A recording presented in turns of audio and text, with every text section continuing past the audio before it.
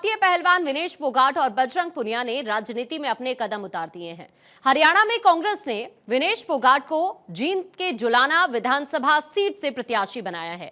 विनेश फोगाट के politics join करते ही कुश्ती महासंघ के पूर्व प्रमुख और बीजेपी नेता बृजभूषण शरण सिंह ने उनके खिलाफ मोर्चा खोल दिया है।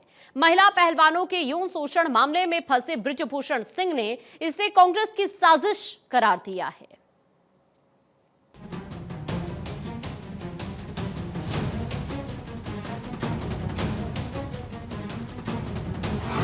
हरियाणा का दंगल, किसका होगा मंगल? चुनाव में विनेश बजरंग दिखाएंगे सियासी दांव।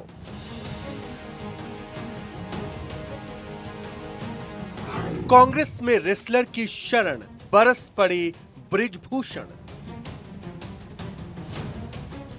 हरियाणा में चुनावी शोर जोर पकड़ने लगी। नॉमिनेशन की शुरुआत से एक दिन पहले बीजेपी 67 उम्मीदवारों की लिस्ट जारी कर चुकी है, तो उसके बाद बारी थी कांग्रेस की। कांग्रेस ने 32 उम्मीदवारों के नामों का ऐलान किया। खास बात यह रही है कि लिस्ट में रेसलर विनेश फोगाट का भी नाम शामिल था। लिस्ट जारी करने से महज कुछ घंटे पहले विनेश फोगाट और बजरंग पुनिया ने कांग्रेस का दामन थामा, यानी अब दोनों रेसलिंग छोड़ सियासी पिच पर उतर आए हैं, जिसके बाद कुश्ती महासंघ के पूर्व प्रमुख और बीजेपी नेता बृजभूषण शरण सिंह ने हरियाणा विधानसभा चुनाव से पहले पहलवान विनेश फोगाट और बजरंग पुनिया के कांग्रेस में शामिल होने पर अटैक किया। साथ ही कांग्रेस नेता को निशाने पर भी लिया कि बेटियों का गुनाहगार मैं नहीं हूं।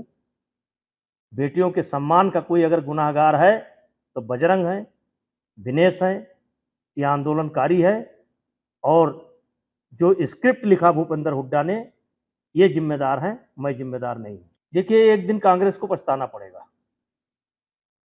एक दिन कांग्रेस को पछताना पड़ेगा। बृजभूषण शरण सिंह यही नहीं रुके। उन्होंने कहा कि दोनों ने लड़कियों के सम्मान के लिए आंदोलन नहीं किया था, बल्कि राजनीति के लिए इन्होंने महिलाओं का इस्तेमाल किया और महिलाओं का अपमान किया। ये कहते हैं कि मैं महिलाओं के सम्मान की लड़ाई हम नहीं, गलत।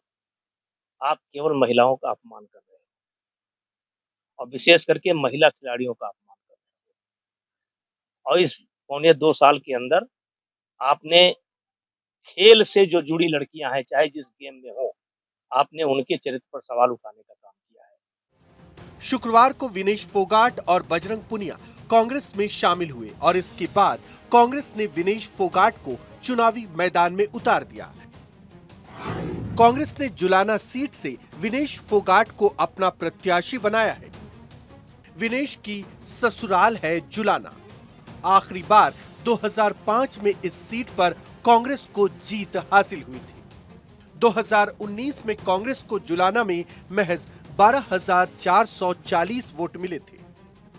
विनेश जब कांग्रेस में शामिल हुई तो उन्होंने ग्रैंड ओल्ड पार्टी को शुक्रिया कहते हुए कहा कि आंदोलन के वक्त कांग्रेस ने उनका साथ दिया था। कांग्रेस पार्टी का मैं बहुत बहुत धन्यवाद करती हूँ, क्योंकि जब बोलते हैं ना कि बुरे टाइम में पता लगता है कि अपना कौन है। जब हम रोड पे घसीटे जा रहे थे, देश में जितनी भी पार्टियां हैं वो हमारे साथ में थी, हमारे दर्द को समझ पा रही थी, हमारे आंसुओं को समझ पा रही थी। मैं बहुत प्राउड फील कर रही हूँ कि मैं एक ऐसी पार्टी में, एक ऐसी विचारधारा में हूँ जो महिलाओं के साथ हो रहा अन्याय और उनके साथ बुरे बर्ताव के खिलाफ खड़ी है। पार्टी की गिरती साख को संवारने के लिए इस बार बड़ा दांव खेला गया है। विनेश फोगाट का मुकाबला मौजूदा जननायक जनता पार्टी यानी जेजेपी के विधायक अमरजीत ढांडा से होगा। इस सीट पर असल लड़ाई 3 पार्टियों के बीच देखने को मिलेगी, जिसमें जेजेपी, बीजेपी और कांग्रेस है। वहीं बजरंग पुनिया को कांग्रेस ने टिकट तो नहीं दिया, मगर किसान सेल का कार्यकारी अध्यक्ष नियुक्त किया। विनेश फोगाट और बजरंग पुनिया के कांग्रेस में आने के बाद पार्टी को उम्मीद है कि चुनाव में इसका फायदा मिल सकता है। पार्टी की स्थिति मजबूत होने की उम्मीद है। विनेश को लेकर पार्टी को सहानुभूति का लाभ मिल सकता है। विनेश और बजरंग के जरिए जाट वोट इकट्ठा होने की भी उम्मीद है। आपको बता दें कि विनेश फोगाट, बजरंग पुनिया और साक्षी मलिक समेत कई रेसलर्स ने बृजभूषण शरण सिंह के खिलाफ आरोप लगाया था और दिल्ली में विरोध प्रदर्शन किया था।